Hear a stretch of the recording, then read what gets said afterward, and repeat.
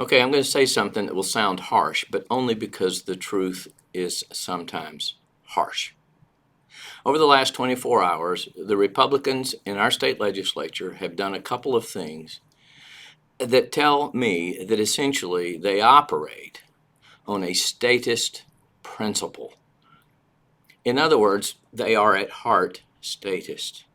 Now, let me tell you what those two things are. First of all, nobody in the legislative leadership, it doesn't appear, really wanted the body, nor enough members of the body wanted to vote to say that a man and a woman have a right to marry that doesn't come from the government, that exists independent of the government, and the government's function is to simply allow them to have a way to prove their marriage. No, they have to get a permit from the government. The second thing they did is they said, if you're an organization and you want to use the pictures or the words or the quotes or other sorts of things related to incumbent politicians within so many days of an election, well, you may have to report all kinds of information and how much you've spent and your donors and all that kind of stuff. You see, in other words, you have free speech, but not really.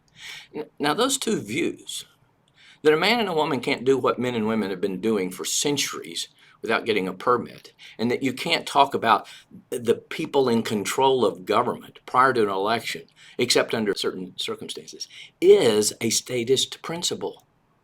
Now, we like to think that Republicans are not statists, that they are not the party of statists, that that's Democrats. But keep this in mind.